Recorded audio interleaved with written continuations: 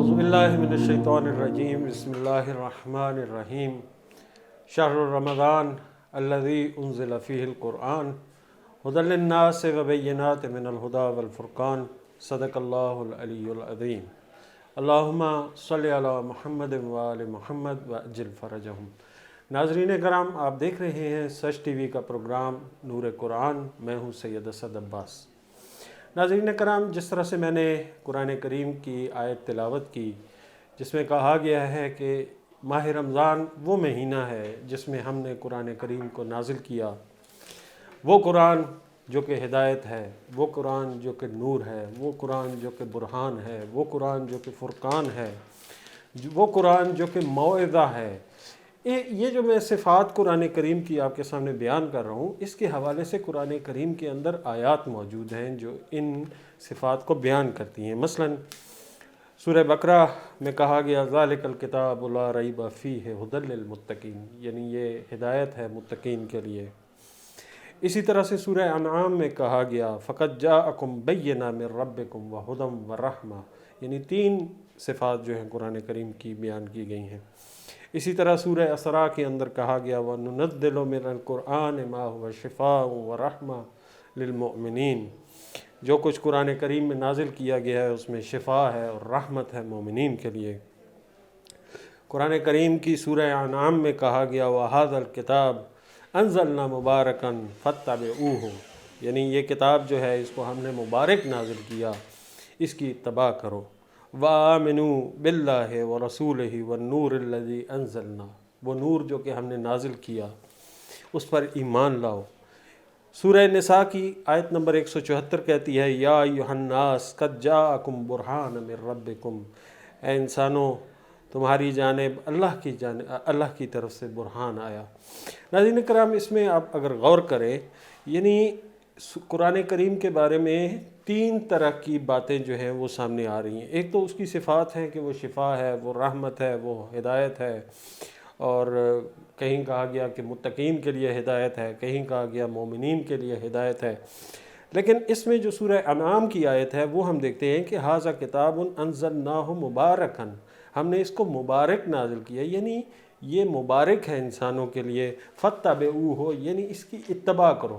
اس سے مراد یہ ہے کہ قرآن کریم کے اندر احکام موجود ہیں، قرآن کریم کی تعلیمات، جو قرآن کریم انسانوں کو جو ہدایت کرتا ہے اس کی اتباع کا حکم دیا جا رہا ہے۔ اسی طرح بعض ایسی آیات ہیں، یعنی اس سے ہمیں اندازہ یہ بھی ہوتا ہے کہ قرآن کریم کی تعلیمات جو ہیں وہ کن چیزوں پر یعنی منحصر ہیں یا کیا چیزیں اس کے اندر موجود ہیں۔ وَآمِنُوا بِاللَّهِ وَرَسُولِهِ، یعنی اس کا مطلب یہ ہے کہ وہ اس میں کچھ چیزیں ایسی بھی ہیں جو غیب سے متعلق ہیں، یعنی وہ انسان ظاہراً دیکھ نہیں پاتا ہے لیکن اس پر ایمان لانے کا کہا گیا۔ وَآمِنُوا بِاللَّهِ وَرَسُولِهِ وَالنُّورِ الَّذِي أَنزَلْنَا، اسی طرح سے یعنی اس کو برہان کہا گیا، یعنی اس کو فرقان کہا گیا، حق و باطل میں تمیز کرنے والی کہا گیا۔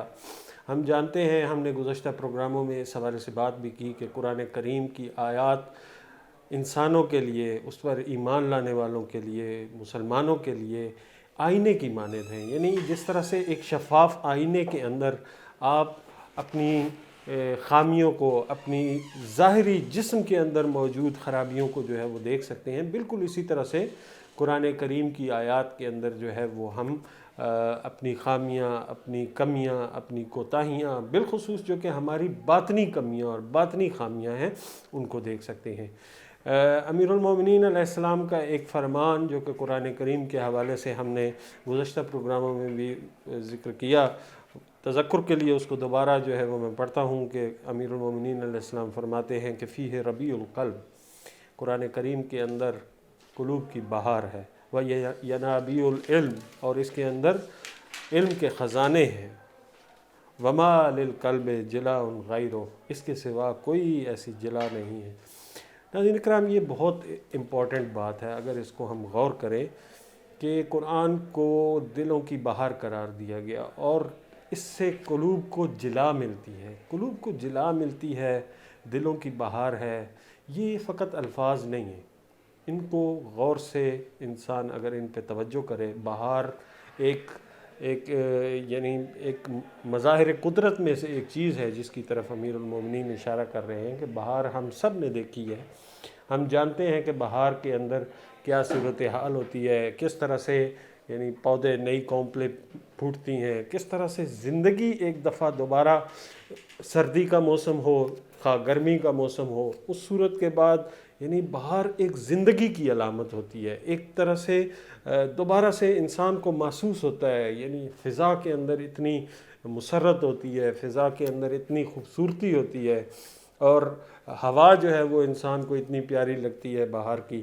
بالکل اسی طرح سے قرآن کریم کی آیات جو ہیں وہ قلوب کے لیے بہار ہیں. وہ قلوب جو کہ مردہ ہو چکے ہیں سردی کی وجہ سے، یعنی انسان کے اعمال کی سردی ہو سکتی ہے، یا اسی طرح سے مختلف طرح کی سیاہیاں ہو سکتی ہیں جو کہ انسان کے اندر موجود ہیں.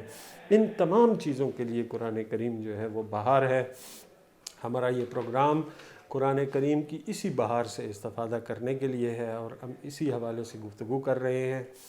ہمارا سلسلہ گفتگو جو ہے وہ تدبر قرآن کے حوالے سے چل رہا ہے. یہ تمام چیزیں جو میں نے بیان کی قرآن کریم کے حوالے سے، جب تک ہم قرآن کریم کے اندر غور و فکر نہیں کرتے، جب تک ہم قرآن کریم کی آیات کے اندر تدبر نہیں کرتے، اس وقت تک ہم ان تمام چیزوں سے اس طرح سے مستفید نہیں ہو سکتے جس طرح سے ہونا چاہیے. اور ہمارے معاشرے میں یہ چیز جو ہے یہ ہم عموماً دیکھتے ہیں کہ تدبر قرآن نہ ہونے کی وجہ سے ہم قرآن سے اس طرح سے مستفیض نہیں ہیں جس طرح سے واقعاً ایک کلام الہی اور ہدایت کے ایسے سرچشمے سے ہمیں مستفید ہونا چاہیے، بہار سے جس طرح سے ہمیں مستفید ہونا چاہیے، جس طرح سے یعنی جلاء القلوب، یعنی قلوب کو زندہ کرنے والی، قلوب کو جلا بخشنے والی چیز سے جو ہے ہمیں مستفید ہونا چاہیے.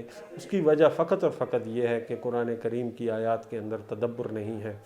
ہماری بڑی خوش قسمتی ہے کہ ہمارے مابین تدبر قرآن کے استاد ڈاکٹر علی عباس نقوی صاحب موجود ہیں، جنہوں نے تہران یونیورسٹی سے قرآنیات کے شعبے میں ہی پی ایچ ڈی کی. گزشتہ 15 برس سے پاکستان میں ادارہ التنزیل کے نام سے قرآنی خدمات کا ایک ادارہ چلا رہے ہیں. اس حوالے سے نصاب بھی انہوں نے تیار کیا ہے، ورکشاپس جو ہیں وہ بھی انجام دیتے ہیں.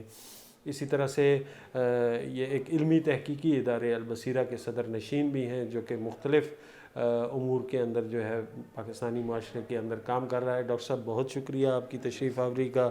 آپ نے واقعاً ہمارے لیے یعنی اس ماہ رمضان کی اس فرصت میں جو ہے ایک طرح سے قرآن کریم کے نئے زاویے جو ہے وہ کھولنے میں ہماری مدد کی ہے. ناظرین اکرام، ہماری گفتگو جو ہے وہ سورہ ناس کے حوالے سے ہم نے کی. اس میں تدبر کے مختلف مراحل، اس کی اغراض و مقاصد، اس کی ضروریات، ان تمام امور کے حوالے سے بات کی. پھر ہم نے سورہ فلق کے اوپر بات کی، اسی طرح سورہ نصر کے اوپر بات کی، سورہ ماعون کے متعلق جو ہے اس کے اوپر بات کی، علم نشرح جو ہے اس کے اوپر ہم نے بات کی. ہماری گزشتہ جو پروگرام تھا وہ سورہ والضحیٰ کے حوالے سے تھا. اس کے مختلف مطالب جو ہیں ہم نے بیان کیے. ڈاکٹر صاحب میں چونکہ آج کا ہمارا پروگرام جو ہے وہ اگلی سورہ کے حوالے سے ہونا ہے قرآن کریم کی، لیکن میں چاہوں گا کہ بعض ناظرین کی جانب سے ہمیں یہ سوالات جو ہیں وہ موصول ہوئے ہیں کہ سورہ والضحیٰ جو ہے اس کی تھوڑی سی مزید وضاحت جو ہے کی جائے، بالخصوص اس کی جو آخری آیات ہے اس کے اوپر تھوڑی سی مزید روشنی ڈالی جائے. اور جو جس طرح سے آپ کہتے ہیں کہ تدبر کے 4 مراحل ہیں، اس میں جو چوتھا مرحلہ ہے طہارت کا، اس کے حوالے سے خصوصاً بات کریں، تاکہ یہ ہے کہ ناظرین جو ہے پھر ہم انشاءاللہ سورہ جو نیکسٹ اگلی سورہ ہے اس کے طرف جائیں گے. اعوذ باللہ من الشیطان الرجیم. بسم اللہ الرحمن الرحیم و بہ نستعین.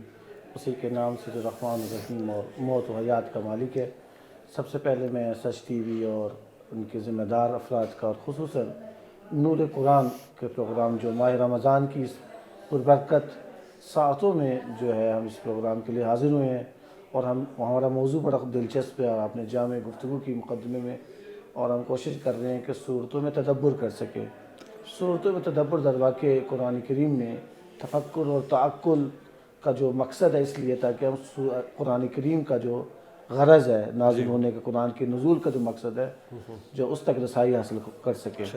اور یہ آپ نے بڑا اہم بات کی، اور واقعی ایسی ہے کہ ہر چیز کی بہار ہے، اور اگر قلوب کی بہار دیکھا جائے تو قرآن کریم اور روایات میں ہے. یہ بہار سے ہم کب استفادہ کر سکتے ہیں؟ بہار کے لیے ہمیں آمادگی پیدا کرنی ہوگی.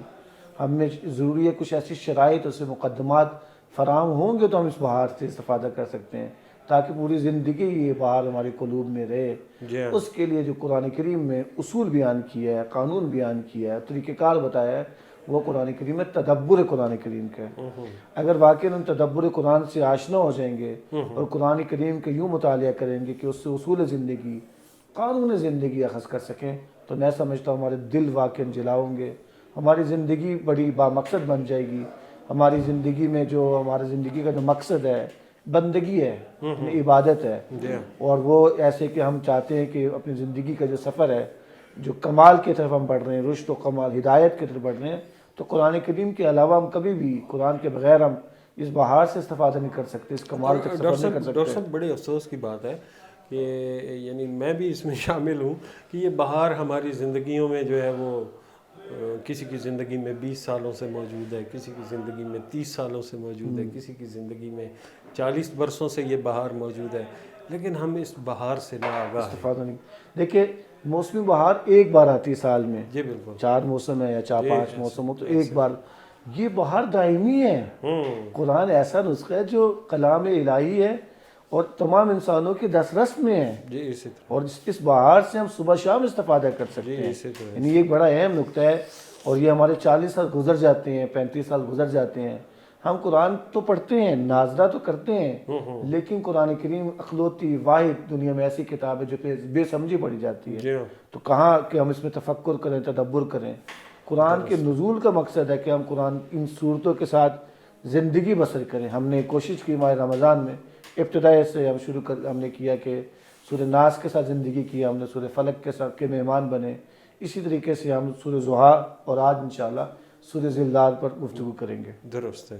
اچھا، یہ میں نے جس طرح سے آپ سے کہا کہ سورہ ضحیٰ جو ہے اس کے حوالے سے ہمارے بعض ناظرین نے سوال کیا کہ یہ جو بالخصوص اس کی آخری آیات ہیں، آخری 3 آیات ہیں، ایک تو ان کو تھوڑا سا مزید ان کی وضاحت کی جائے، دوسرا یہ کہ اس میں جو طہارت کے پہلو، طہارت ناظرین کرام میں یہاں واضح کرتا چلوں کہ طہارت ہم نے گزشتہ پروگراموں میں اپنے یہ بات کی ہے کہ طہارت سے مراد جو ہے وہ مطلب ایک تو طہارت ہم لیتے ہیں وضو کرنا، غسل کرنا، یہ ایک طہارت ہے، لیکن طہارت در قرآن کریم سے مراد یہ ہے کہ اپنی زندگیوں کو اس کے مطابق ڈھالنے کے لیے ایک حکمت عملی وضع کرنے، اس کو طہارت کہا جاتا ہے۔ تو بعض ناظرین نے اس کی طہارت کے حوالے سے بھی کہا کہ اس پر بات کی دیکھیں، جائے۔ تدبر کے 4 مراحل ہیں جیسے کہ آپ نے اشارہ کیا۔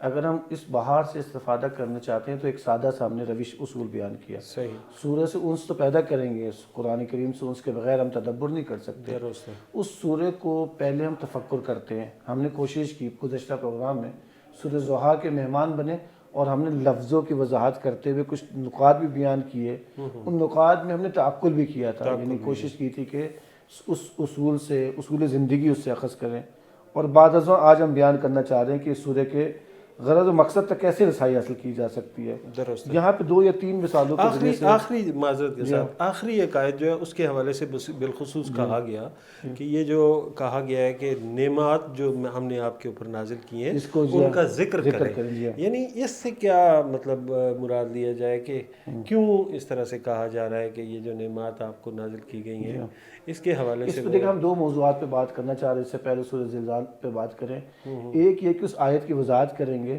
اس کے بعد ہم یہ چاہیں گے کہ انشاءاللہ تعالیٰ کہ یہ جو آیات نازل ہوئی ہیں اس کا غرض و مقصد و رسائی کیا ہے۔ دیکھیں، 3 بنیادی اس میں بڑے اہم نقاط ہیں جو ہم اس سورہ کے غرض و مقصد تک پہنچ سکتے ہیں۔ درست ہے، دیکھیں، اگر ہم سورہ کا خلاصہ اپنے سامنے پیش کریں گے صحیح ہے، اور اس کے اہم موضوعات کو لے لیں گے در واقع، وہ یا اہم سوالات کے جوابات دینا شروع کر دیں گے، وہ سورہ کے نازل ہونے کا مقصد ہے۔ میں ایک آدھا بیان کرتا ہوں۔ ڈاکٹر صاحب ہماری گفتگو کا سلسلہ انشاءاللہ جاری ہے، یہاں پہ ایک مختصر سا وقفہ لیتے ہیں، حاضر ہوتے ہیں بریک کے بعد۔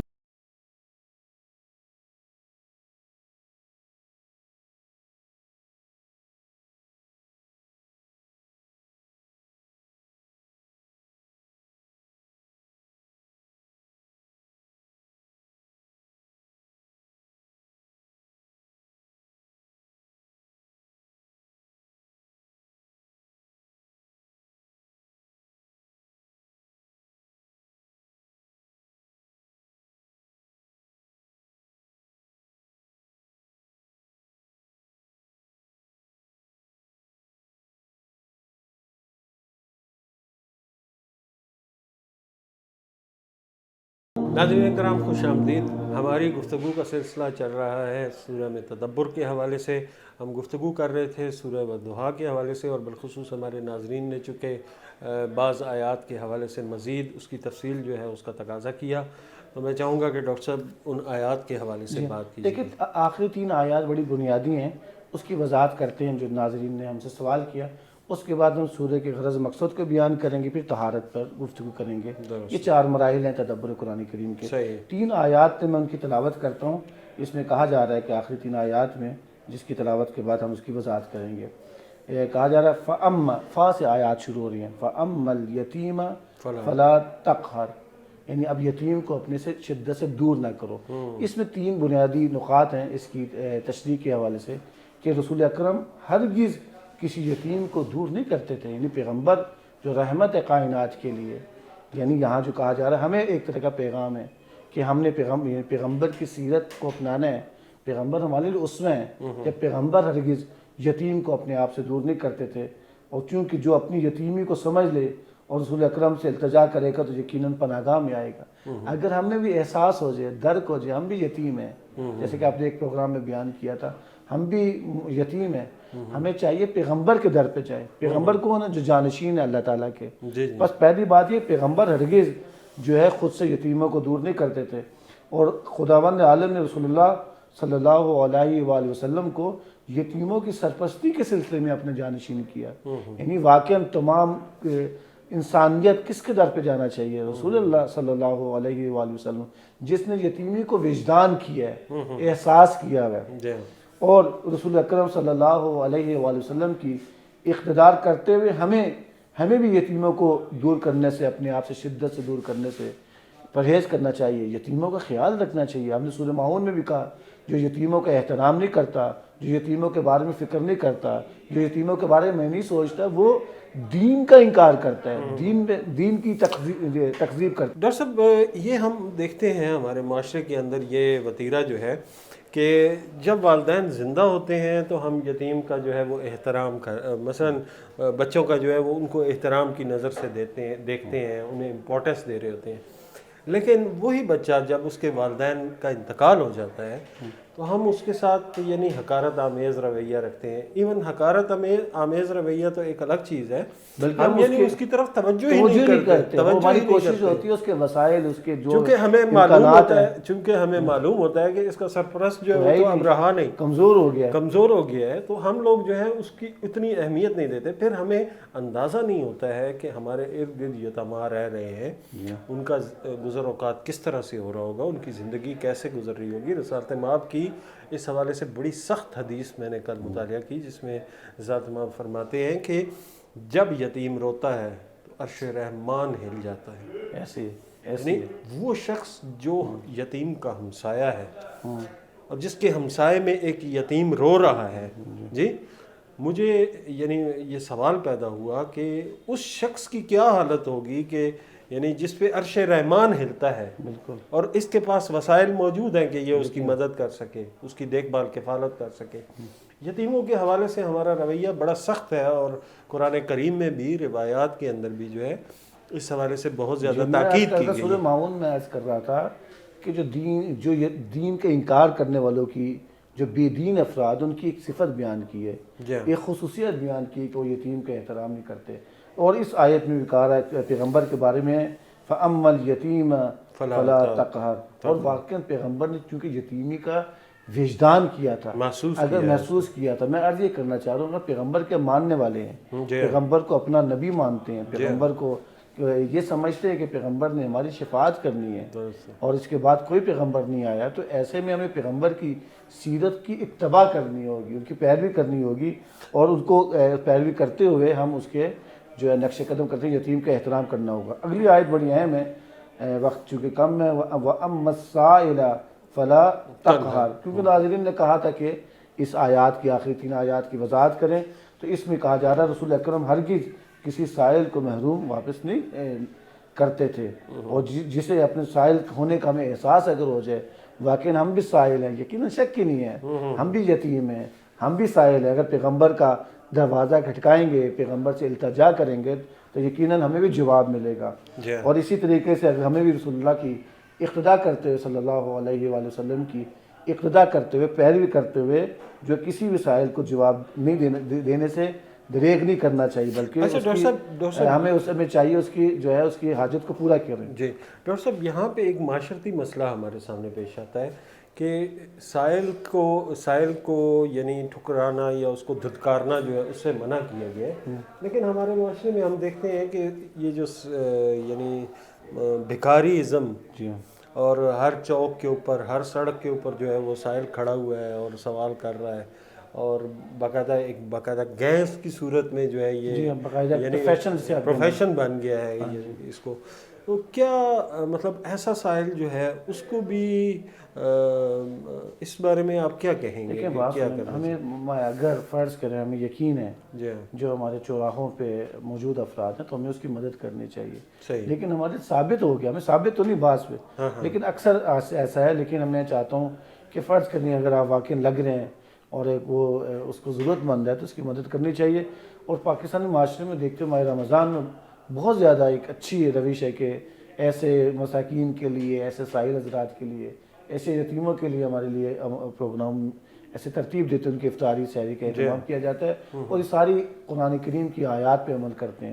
ایک آخری آیت کی طرف بڑھتے ہیں جو بڑی اہم ہے، کہ جس میں کہا جا رہا ہے پیغمبر کو کہ فَأَمَّا الْيَتِيمَ وَأَمَّا بِنِعْمَةِ رَبِّكَ فَحَدِّثْ، یعنی رسول اللہ تم نے یقیناً لوگوں سے نعمات الہی کے بارے میں تذکرہ کرو، ان کا ذکر کرے، اور بنابراً ان جو نعمتیں ان کے بارے میں ہمیں غور و فکر کرنا چاہیے، جو نعمتیں ملی، مثلا قرآن، ثقلین، رسالت، یہ سب نعمتیں ہیں۔ یہ کہا جا رہا ہے کہ اس کے حوالے سے اس کا ذکر کیا جائے، اس کی گفتگو کی جائے، اور ان میں سے سب سے بڑی نعمت جو ہے میں نے عرض کیا ہے ہدایت کی نعمت ہے، رسالت کی نعمت ہے، قرآن کی نعمت ہے۔ حدیث سے کیا مراد؟ یعنی اس کو بیان کریں، اس کو بیان کریں، اور تاکہ اگلی نسلوں تک بھی قرآن کا پیغام پہنچے، رسالت کا پیغام پہنچے، تعلیمات کا پیغام پہنچے، ہدایت کا پیغام پہنچے۔ اور یہ اللہ تعالیٰ کی جو نعمتیں رسول اللہ کو بیان کی گئی ہیں، ہمیں بھی چاہیے کہ رسول اللہ کی سیرت کی اتباع کریں، ہم نے ان کی پیروی کریں۔ باقی دو آیتوں میں بھی ہم نے یہ وضاحت کی، اور یہ سنت ہے کہ ہمیں بھی چاہیے بطور کلی زبان کے ذریعے سے، جس طریقے سے عمل کے ذریعے سے ان نعمتوں کی ترویج کریں۔ یہ 3 آیات کی وضاحت کی ناظرین نے کافی سوال کیا تھا۔ اب میرے خیال چلتے ہیں سورہ کے جو غرض و مقصد گزشتہ پروگرام میں بھی ہم نے بیان کیا تھا، آج ایک دیگر زاویے سے بیان کریں گے کہ سورہ کے مقصد کو سمجھنا ہے۔ سورہ کے مقصد کو سمجھنے کے لیے ہم نے بتایا جو کسی سورہ کے موضوع کو دیکھا جائے یا اس کے خلاصے یا اس کے نچوڑ کو دیکھا جائے تو اچھے انداز میں ہم سورہ کے غرض و مقصد تک رسائی حاصل کر سکتے ہیں۔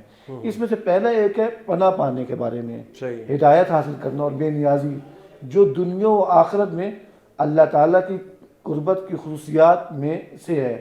انسان کو فقط اس صورت میں یہ قربت حاصل ہو سکتی ہے کہ جب وہ متناسب ضرورتوں کی تلاش کرے اور پھر انہیں بارگاہ پروردگار میں پیش کرے، اور یہ ایک سبق ہے جو ہم رسول اللہ کی زندگی سے حاصل کرتے ہیں۔ پناہ ہونے کی پناہ دی گئی، فآوا کی بات کی جا رہی ہے، یا ہدایت کی بات کی گئی ہے، یا بے نیازی کی بات کی گئی ہے۔ ایسے میں یہ وہ خصوصیات ہیں جو پیغمبر کو نعمتیں دی گئی تھیں، ہمیں بھی اس کے بارے میں غور و فکر کرنا ہوگا، ہمیں بھی ان کے حوالے سے ترویج کرنی ہوگی۔ یہ بہت اہم موضوع ہے، اس کے حوالے سے ہمیں کوشش کر کے ہمیں اس پیغام کو اپنی زندگی کا حصہ بنانا ہوگا۔ ایک اور چیز جو بہت اہم ہے، رسول اللہ نے پورے وجود اپنی زندگی اور اپنی سیرت کے ذریعے لوگوں کو لیے ہدایت کے لیے قیام کیا ہے، کوششیں کی ہیں، اور آپ اپنے وجود کے ہر پہلو میں لوگوں کے لیے اللہ تعالیٰ کے جانشین تھے۔ یعنی ہر جہت میں پیغمبر کی شخصیت کا اگر مطالعہ کرتے ہیں، سیرت کا مطالعہ کرتے ہیں، تمام ابعاد، تمام پہلوؤں میں اگر دیکھا جائے تو اللہ تعالیٰ کے جانشین نظر آتے ہیں۔ ایسے میں ہمیں چاہیے کہ ان کی سیرت کو مطالعہ کریں، جو ہدایت کے لیے انہوں نے کوشش کی ہے، اور اس کو اپنے آپ کو کوشش کرتے ہوئے پیغمبر کی درگاہ میں جائیں گے، پیغمبر کی بارگاہ میں جائیں گے، سائل کی حیثیت سے یا یتیمی کی حیثیت سے ہمیں اس کا جواب ملے گا۔ یعنی یہ جو دوسرا بنیادی موضوع ہے کہ جو پیغمبر کو سیرت کا مطالعہ کرنا ہوگا، کس طریقے سے انہوں نے ہدایت کی کوشش کی۔ تیسری چیز جو بڑی اہم ہے کہ ہر انسان کو ضرورت کے 3 پہلو، یعنی عبودیت میں، اسی طریقے سے عبودیت میں رب رکھنے کی ضرورت کا احساس ہونا چاہیے۔ اس سورہ سے ہمیں پیغام ملتا ہے۔ یا اسی طرح مالک رکھنے کی ضرورت اور ضرورتوں کو پورا کرنے کے لیے ہمیں چاہیے کہ اس لیے کوشش کریں، خدا مالک حقیقی ہے۔ ہمیں بھی چاہیے کہ لوگوں کی ضروریات کے لیے کوشش کریں، صحیح کریں۔ تیسری چیز جو بڑی اہم ہے، یہ تیسرا پیغام ہم سمجھ سکتے ہیں سورہ کا، یعنی معبود رکھنے کی ضرورت دنیا میں لیل و نہار کی گردش کے ساتھ بے نیازی میں تبدیل ہو جاتی ہے۔ اگر ہم واقعا خدا کو اپنا معبود سمجھیں گے اور اپنے آپ کو خالص کر لیں گے اس کے لیے، تو یقیناً ہم بے نیاز ہو جائیں گے، اور اس راہ میں وحی اور نبوت جو ہماری بنیادی کردار ادا کر سکتا ہے۔ یہ سورہ کا ایک جو ہے بنیادی ہم سمجھ سکتے ہیں غرض و مقصد ہو سکتا ہے جو بیان کیا کہ اس میں پیغمبر کا تعارف بیان کیا گیا، پیغمبر کی شخصیت ہمارے سامنے آ گئی۔ میں سمجھا اسی پیغمبر سے متصل ہم اگر ہو جائیں تو یہ سورہ ضحیٰ کا ایک بنیادی موضوع ہے اور یہ سورہ کا غرض و مقصد بن سکتا ہے۔ اب چلتے ہیں جو آپ نے بیان کیا تھا، چوتھی آخری چیز جو سورہ ضحیٰ میں رہ گئی تھی، سورہ میں جو طہارت ہے، چلتے ہیں۔ اچھا ڈاکٹر صاحب، اس سے پہلے میں بات کرنا چاہوں گا کہ دیکھیں اس سورہ کو اگر مطالعہ کیا جائے، پہلی 2 آیات جو ہیں وہ مظاہر قدرت کو بیان کر رہی ہیں، جی ہاں ایسی ہے، اس سے اگلی آیات جو ہیں وہ ایک مشکل کو بیان کر رہی جی ہیں، ہاں ایسی، جی ہاں یعنی ایک انقطاع کا مسئلہ جو ہے وہ پیش آیا، اور پھر یہ ہے کہ یعنی جو وزن ہے رسالت مآب صلی اللہ علیہ وآلہ وسلم کی ذات کے اوپر، اس کو بیان کیا جا رہا ہے، ہاں بڑا اہم ہے، سنگینی ہے، سنگینی کو بیان کیا جا رہا ہے۔ اس کے بعد پھر کہا جا رہا ہے، تسلی دی جا رہی ہے کہ ہر مشکل کے ساتھ جو ہے وہ آسانی موجود ہے، اور اس کا یعنی تکرار اس کا کیا، اس قانون کو دیکھیں تکرار سورت کا ٹریولنگ دیکھیں، یعنی اس کا سفر دیکھیں سورت کا، کہ سورت کے موضوعات کا جو سفر ہے وہ عجیب ہے۔ پھر یہ ہے کہ جب یہ چیزیں مشکلات بیان کی گئی ہیں اور یہ بتایا گیا، یہ رسول اللہ صلی اللہ علیہ وآلہ وسلم کو یہ تسلی دی گئی کہ ہم آپ کو کبھی بھی تنہا نہیں چھوڑیں گے، اور اتنا عطا اور ہم کریں گے، اتنا عطا کریں گے کہ آپ راضی ہو جائیں گے۔ اب تقاضا کیا جا رہا ہے، اب سوال کیا جا رہا ہے، اس کے بعد اس سے پہلے اس کے تقاضے سے پہلے کہا جا رہا ہے کہ الم یجد کا یتیمن فآوا، ان تقاضے سے پہلے وہ 2-3 دستور جس کی ابھی ہم نے وضاحت کیا ہے، نعمات کا ذکر، اس سے پہلے کہا کہ تمہیں ہم نے یتیم تھے فآوا ووجدک ضالا فہدی ووجدک عائلا فاغنی، ہم نے تمہیں بے نیاز کر دی، ہم نے تمہیں ہدایت دی، ہم نے تمہیں پناہ دی۔ مشکلات دکھانے کے بعد پھر ان نعمات کا ذکر کیا جا رہا ہے کہ جو ہم نے تمہیں عطا کی، اور اس کے بعد پھر ایک تقاضا کے 2 تقاضے کیے جا رہے ہیں۔ یہ میں سمجھتا ہوں کہ 3 تقاضے، بہت اہم تقاضے ہیں یہ ایک تینوں، یتیم کے حوالے سے، ایک سائل کے حوالے سے، ایک جو نعمت کو بیان کرنے کے حوالے سے۔ یہ تینوں، یعنی آپ اندازہ کریں کہ رسالت مآب کی رسالت کے وحی کا جو نظام ہے اس کا منقطع ہو جانا، اور رسالت کی مشکلات، رسالت کے پرابلمز جو ہیں ان کا سامنے آ جانا، اور اس کے بعد پھر یہ ہے کہ رسالت مآب کی زندگی میں جو مشکلات پیش آئی ہیں، یعنی یتیمی کا مسئلہ پیش آیا، ان تمام کی طرف متوجہ کرنے کے بعد پھر جو ہے 3 تقاضے جس طرح سے آپ کہہ رہے ہیں کیے جا رہے ہیں کہ یتیموں کو جو ہے وہ یعنی ان کو فلا تقہر، اور سائل جو ہے اس کو جو ہے مت دھتکارو، اور ہماری نعمتیں جو ہیں ان کا تذکرہ کرو۔ میں چاہوں گا کہ ناظرین کو آپ ہمارے بتائیں کہ اس سے یعنی جو طہارت کا پہلو ہے، یعنی سورہ میں طہارت جو ہے وہ کیا ہوگی، اور ہمارے لیے یہ تو رسول اللہ صلی اللہ علیہ وآلہ وسلم کو میسج ہے۔ ہماری جو اگلا سوال میرا یقیناً یہی ہوگا کہ طہارت کے حوالے سے، اور پھر ہمارے لیے اس میں جو پیغام ہے اس کو بیان کریں۔ ناظرین ملتے ہیں وقفے کے بعد۔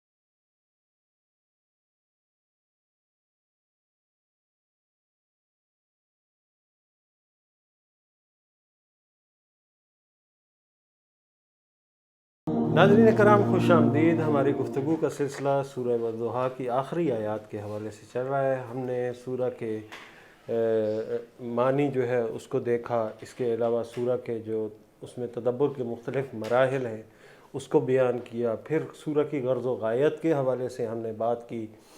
اب اس سے اگلا مرحلہ جو ہے، جو کہ تدبر کے مراحل میں سے ایک اہم مرحلہ ہے، سورہ میں طہارت کا مسئلہ ہے، یعنی سورہ سے حکمت عملی اخذ کرنا، سورہ کو دیکھنا، اور اس میں سے اپنے لیے جو پیغامات ہمارے لیے موصول ہوتے ہیں ان کو دیکھنا، پھر اپنی ذات کے حوالے سے دیکھنا کہ ہماری ذات میں کیا کیا خلل ہیں۔ اگر سورہ کہتی ہے کہ یتیم جو ہے اس کو مت دھتکارو، سائل کو جو ہے وہ مت دھتکارو، اس حوالے سے ہمیں دیکھنے کی ضرورت ہے کہ ہمارا رویہ جو ہے وہ کیا ہے یتیمہ کے بارے میں، ہمارا رویہ کیا ہے سائل کے بارے میں، ہمارا رویہ کیا ہے نعمتوں کے ذکر کے بارے میں۔ یعنی ہم نعمت سے، جب نعمت ہمیں موصول ہوتی ہے تو ہم اس سے مستفید ہوتے ہیں، ہم بہت خوش ہوتے ہیں، لیکن جب نعمت ہم سے چھن جاتی ہے تو اس وقت ہمارا کیا رویہ ہوتا ہے۔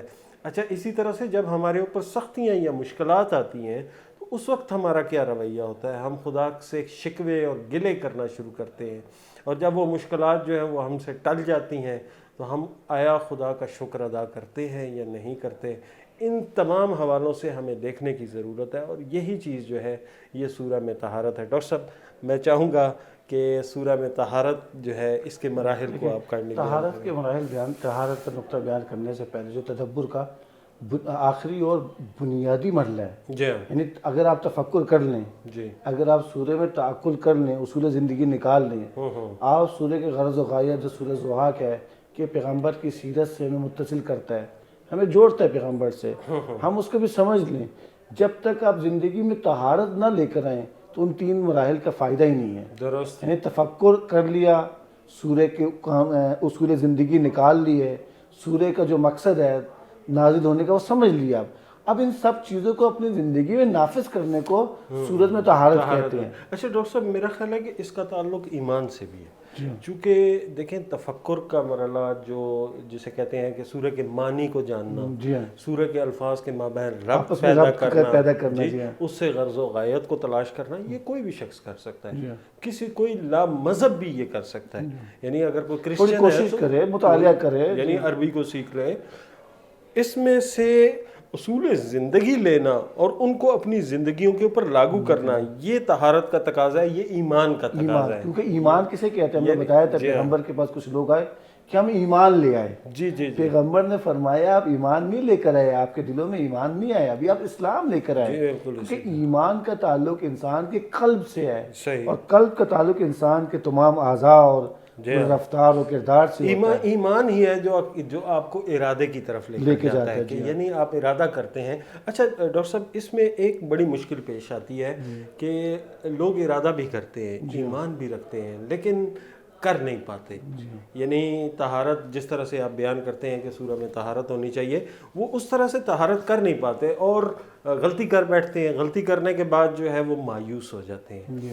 یعنی ایک تو اللہ تعالیٰ کی ذات نے جو قرآن کریم کے اندر بار بار مایوس ہونے سے روکا ہے، اس کی طرف ہمیں ہمیشہ متوجہ رہنا چاہیے کہ کبھی بھی خداوند کریم کی رحمت سے مایوس نہ ہو۔ جب تک آپ کو یہ زندگی حاصل ہے، آپ کوشش کرتے رہیں، آپ اخلاص کے ساتھ کوشش کرتے رہیں اپنی زندگی میں اصلاح لانے کی، اپنے آپ کو خداوند کریم کے سامنے، وہ جیسے وہ کہتے ہیں نا کہ اس کے ساتھ نفاق نہ کریں، وہ خالق ہے، وہ آپ کے دل کی حالتوں کو جاننے والا ہے۔ دیکھیں ایسے میں دیکھیں طہارت کے لیے، سورہ میں طہارت کے لیے یا اس کے لیے ضروری ہے کہ اس سورہ کو جب آپ نے سامنے آ گئی، تصویر کلی آ گئی، اس کا مصادق سامنے کھل کر آ گئے، پیغامات آ گئے، اس کو ایک ایک پیغام کو اس کے لیے آپ نے کاغذ پینسل پہ لے کر دیکھنا وہ کیسے میں اس پیغام کو اپنی زندگی کا حصہ بنا سکتا ہوں، کیسے اس کے پیغام کے لیے میری زندگی میں جو موانع ہیں اس کو دور کر سکتا ہوں۔ ہم نے پہلے بھی آپ کو بتایا تھا سورہ فلق کو سورہ ناس میں کہ انسان کو خطرات کا سامنے ہے، ایسے میں خطرات سے جو دوری اختیار کرنے کے لیے اللہ تعالیٰ نے رب فلق کی پناہ میں آنے کا کہا، یا الہ الناس، ملک الناس، یا اس طرح کی پناہ گاہوں کے رب الناس کا کہا۔ ان پناہ گاہوں میں آنے کے لیے ہم کہتے ہیں کہ اس شر کی پہچان، مثلا حسد کے حوالے سے ہم نے ایک عملی نسخہ بیان کیا کیسے اپنے زندگی سے حسد کو دور کر سکتے ہیں، ایسے میں اس سورہ کا بھی اسی طریقے سے۔ اچھا دیکھیں ہمارے معاشرے میں نا یہ مسئلہ بہت زیادہ ہے ڈاکٹر صاحب کہ یعنی عموماً لوگ کہتے ہیں کہ یار دین پر عمل کرنا بہت مشکل ہے، ہم نہیں کر پاتے۔ یعنی مثال اگر آپ نماز پڑھتے ہیں تو کچھ عرصے کے لیے، رمضان المبارک کا یہ خصوصاً مہینہ ہے، اس میں وہ لوگ نماز پڑھیں گے، ٹھیک ہے، لیکن پھر جو ہی رمضان المبارک گزر جاتا ہے تو پھر نماز کے اندر وہ والے تسلسل اور وہ والی پابندی جو ہے وہ نہیں رہ جاتی ہے، اور لوگ کہتے ہیں کہ ہمارے لیے مشکل ہو جاتا ہے، جاگنا مشکل ہو جاتا ہے۔ میں کہتا ہوں کہ رب کائنات جو ہے وہ یعنی یہ آپ کے لیے ایک درسگاہ بھی ہے. رمضان المبارک کا مہینہ جو ہے یہ ایک درسگاہ ہے. ہمیں رب العالمین کے سامنے اپنے آپ کو پیش کرنا چاہیے. جس طرح وہ سورہ ماؤن میں کہا گیا کہ یعنی کوئی کام یراؤن لوگوں کو دکھانے کے لیے کوئی کام نہ کرو. الذین یراؤن یعنی کوئی کام لوگوں کو دکھانے کے لیے نہ کرو. بعض چیزیں جو ہے وہ اس کا تعلق اپنے رب سے رکھو. جی ہاں. تو ایسے میں توفیق الہی چاہیے. جی ہاں. یعنی اگر عمل کرنے کی توفیق بھی، ارادہ بھی، کوشش انسان کرنا چاہتا ہے، اس کی پلاننگ بھی کرنا چاہتا ہے، توفیق الہی کے بغیر نہیں ہو سکتی. ممکن نہیں. اب یہاں سورہ میں بڑا اہم ہم نے بتایا کہ آخری 3 آیات کی ہم نے وضاحت بھی کی. ناظرین نے سوال کیا تھا کہ ان 3 آیات سے کیا مراد ہے کہ جب یتیم آ جائے اس کو جو اپنے آپ سے دور نہ کرو. اگلی آیت میں کہا گیا کہ جو ہے سائل آ جائے تو اس کو نہ اپنے آپ سے اس کو جواب دو، اس کے ضروریات کو پورا کرو. اس کے بعد کہا ہے کہ بیان کرو نعمات کے حوالے سے. یہاں پہ ایک نقطہ میں بیان کرنا چاہتا ہوں، بڑا اہم ہے. پیغمبر اسلام صلی اللہ علیہ وآلہ وسلم کے حوالے سے ہے کہ وہ کبھی بھی یتیم و مسکین کو اپنے در سے خالی نہیں کرتے تھے. ان کے بارے میں بہت پیاری ایک اصطلاح ہے، طبیب دوار بطبہ.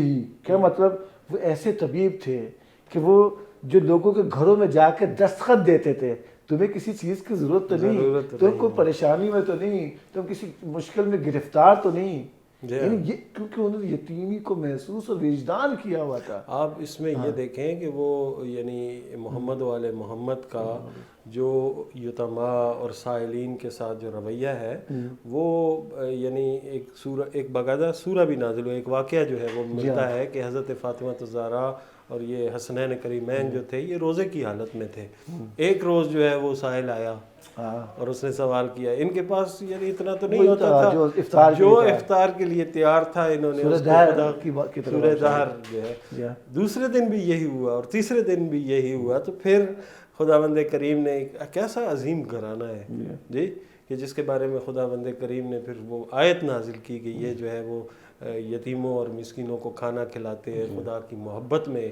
تو یہاں پہ ایک اور وہ تو دروازے کھٹکایا. پیغمبر کی اور ائمہ کی ایسی ذات ہے کہ جب بھی کوئی کسی وقت ان کے در پر یتیم مسکین نہ آئے تو وہ یتیم مسکین کے دروازے پہ خود جاتے تھے. یعنی پیغمبر کی یہ صفت تھی، ائمہ کی یہ صفت، خود جا کے دروازے. آپ نے امیر المومنین علیہ السلام کے بارے میں ہے کہ رات کو جو اپنے کاندھوں پر جو ہے آٹا سجاد علیہ السلام کے بارے میں امام محمد باقر علیہ السلام نے جس وقت غسل دیا تو ان کے کندھوں کے اوپر جو ہے وہ گٹوں کے نشان تھے. تو کسی نے پوچھا کہ یہ کیا نشان ہے؟ تو امام محمد باقر علیہ السلام نے فرمایا کہ یہ رات کو گندم اناج کی بوریاں کندھے پر لاد کر لوگوں کے گھروں میں جاتے تھے اور جا کر جو ہے امیر المومنین کے حوالے سے یعنی یہ بھی ہے کہ یتما اور مساکین جو ہے ان کو ان کی شہادت کا علم امیر المومنین کے رات کو نہ آنے سے ہوا. یعنی انہیں یہ معلوم ہوا کہ آج وہ جو ہمیں پہنچاتا تھا مال، ایسے ایسے واقعات موجود ہیں ڈاکٹر صاحب. یعنی ایک شخص جو ہے وہ بیٹھا ہوا ہے اندھا اور انتظار کر رہا ہے کہ مجھے دیتا تھا. امام حسن علیہ السلام اس کے پاس جاتے ہیں اور اس سے جا کے کہتے ہیں کہ کس کا ویٹ کر رہے ہو؟ اس نے کہا میں اندھا ہوں، میرے پاس ایک شخص آتا تھا روزانہ اور مجھے جو ہے وہ آ کے مطلب کھانا دے جاتا اور میری ضروریات کو. آج وہ نہیں آیا ہے. تو امام حسن نے فرمایا کہ وہ آج جو ہے اس کو ضرب لگی ہے. 21 رمضان المبارک جیسا کہ ناظرین آپ جانتے ہیں کہ ماہ رمضان جو ہے وہ مہینہ ہے جس میں 19 کی شب کو امیر المومنین حضرت علی علیہ السلام کو جو ہے وہ ضرب لگی. اس حوالے سے بھی ہم بات کریں گے ڈاکٹر صاحب. ہماری میں یہ عرض کر رہا تھا دیکھیں پھر یہ وہ ہستی ہیں، یہ ایسے طبیب ہیں کہ جب کوئی سائل نہ آئے یتیم نہ یہ بے چین ہو جاتی تھی اور خود چل کر جو دروازہ کھٹکا کے بس. اس کی طہارت اس سورے کی یوں بنے گی کہ جو اہم نقطہ ہے کہ اگر آپ اپنی زندگی میں یتیمی کا احساس کرتے ہیں، اگر اپنی زندگی میں گرفتار ہونے کا احساس کرتے ہیں اور اپنے والد اپنی اصل منشا سے دور ہو گئے ہیں، اپنے مرکز سے دور ہو گئے ہیں، آپ سرگردان ہیں یا آپ کو کسی مشکل کا سامنا ہے، تو آپ نے کس کے در پہ رہنا ہے؟ آپ نے پیغمبر اکرام صلی اللہ علیہ وآلہ وسلم یا ایسی ہستیوں کے در پہ جانا ہے کہ وہ یتیموں کو تقہر نہیں کرتے تھے، وہ سائل کو تنہر نہیں کرتے تھے. جب تک میں اپنے ہاتھ کو ان کے ہاتھ سے جدا نہ کر لوں وہ کبھی بھی میرے ہاتھ سے جدا نہیں کر سکتے. بس یہ طہارت کا نقطہ ہے. ہم نے اس سورے میں ناظرین بڑا اہم نقطہ یہ کہ اس سورے میں سورت پیغمبر کی سیرت کا جو پہلو اس کی طرف اشارہ کیا جا رہا ہے, ان کی خصوصیات کو بیان کیا جا رہا ہے, اور ان کا اور خدا کا عنایات جو خدا کی اس پیغمبر کے ساتھ ہیں اس کی طرف اشارہ کیا جا رہا ہے. اور پیغمبر کا جو کبھی بھی اپنی زندگی میں خدا کے علاوہ کسی کا احساس نہیں کیا انہوں نے. اگر ہم نے بھی پیغمبر کی سیرت کو اپنانا ہے تو ہمیں بھی چاہیے کہ اپنی زندگی میں اپنے رفتار و کردار اور اپنی سوچ میں غیر خدا کو داخل نہ ہونے دیں. اور وہ جو پیغمبروں نے نعمت اب تک پہنچائی ہے, قرآن کی نعمت پہنچائی ہے, رسالت کی نعمت پہنچائی ہے, ہدایت کی نعمت پہنچائی ہے, ہم بھی اس نعمات کو آگے لے کے چلیں. میں سمجھتا ہوں کہ ڈاکٹر صاحب آپ نے بڑی خوبصورت بات کی. محمد و آل محمد یہ ہستیاں جو کہ اوائل اسلام میں تھیں, یعنی ان ہستیوں نے ایک عملی نمونہ ہمارے سامنے اسلام کا پیش کیا. اور حقیقت یہ ہے کہ مسلمان جو ہے وہ واقعاً ان ہستیوں کی حقیقت اور ان ہستیوں کا اصل جو مقام ہے, جو ان کا کردار ہے, یعنی آپ دیکھیں کہ یہ جو ہم واقعہ بیان کر رہے ہیں کہ وہ سائل کو 3 روز تک انہوں نے خدا کی راہ میں جو ہے وہ اپنا افطار دیا, یہ بہت بڑے انسان کی بات ہے. یہ بہت بڑی روح چاہیے, بہت بڑی روح چاہیے. یعنی وہ چیز, اور انہوں نے بھوکے دوبارہ روزہ رکھ لیا. یعنی معمولی سے افطار نمک سے کیا, نمک سے افطار کر کے, یعنی خالی پیٹ ہی دوبارہ سے روزہ رکھ لیا. وہ قسم شاید میرا خیال ہے کوئی انہوں نے جو ہے وہ طے کی ہوئی تھی. وہ تھا کہ وہ بیمار ہو جاتے ہیں, ہاں بیمار ہو جاتے ہیں, امام حسن حسین, تو اس کے لیے انہوں نے یعنی اتنی عظیم ہستیاں, ان کا مقام جو ہے وہ اس طرح سے نہ ہم لوگ پہنچا سکے عوام کی نظروں میں, ہم انہیں بیان نہیں کر سکے.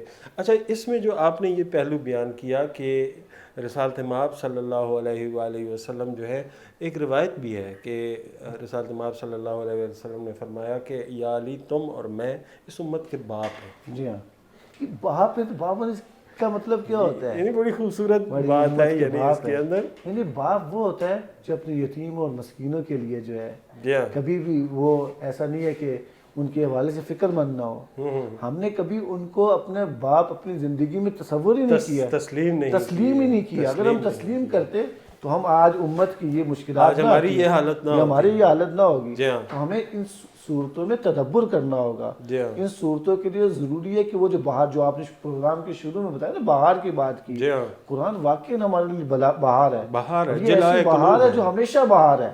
ایسا نہیں ہے کہ ایک وقت کے لیے بہار اور ایک وقت کے لیے بہار. دیکھیں نا, یہ دیکھیں کہ کس طرح سے قلب کو جلا دیتی ہے, کس طرح قلب کو جلا دیتا ہے کہ قرآن کی ایک آیت جو ہے وہ انسان کی زندگی, اس کے قلب کے اوپر پڑے ہوئے زنگ کو جو ہے ایک دم سے ہٹا دیتی ہے.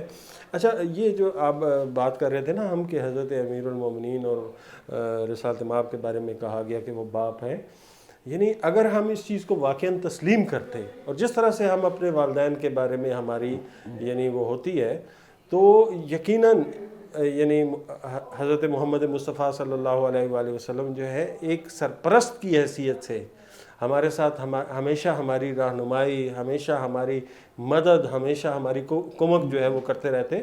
ہمیں یعنی یہ ایک پہلو نکلتا ہے اس صورت سے کہ ہمیں ان کی طرف جانا چاہیے.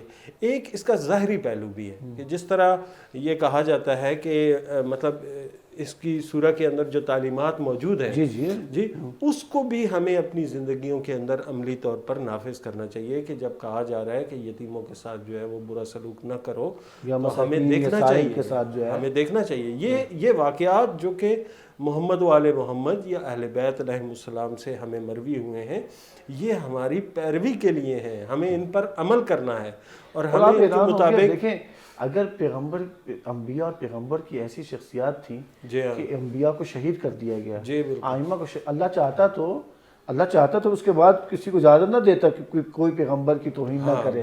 ایک پیغمبر شہید ہو گیا تو اب اس پیغمبر کے ساتھ اب ہمارے آخری پیغمبر رسول اللہ صلی اللہ علیہ وآلہ وسلم کتنی اذیتی دی گئی, کتنی ان کو تنگ کیا گیا, ان کو ان کے دانت مبارک شہید کر دیے گئے, ان کے راستے میں جو ہے کانٹے بچھا دیے جاتے تھے, کبھی اوجڑی پھینک دی جاتی تھی, کبھی گند پھینکا جاتا تھا. لیکن اس پیغمبر نے انسانوں کی ہدایت کے لیے کبھی ایک لمحہ بھی اس سے غفلت نہیں کی انہوں نے. ایسے میں اگر ہم چاہتے ہیں کہ اگر ہم اس نور سے استفادہ کریں، اس رحمت سے استفادہ کریں، تو آئیں ہم اپنا ہاتھ پیغمبر کے ہاتھ میں دینا ہوگا ہمیں۔ جی بالکل اسی طرح، اور ان کی تعلیمات اور جس طرح سے قرآن کی تعلیمات ہیں اس پہ عمل کرنا ہوگا۔ ناظرین کرام، ہمارے پروگرام کا وقت ختم ہو گیا ہے، انشاءاللہ اگلے پروگرام میں نئی سورہ کے ساتھ آپ کے حاضر خدمت ہوں گے۔ اپنے میزبان سید اسد عباس کو اجازت دیجیے، اللہ حافظ۔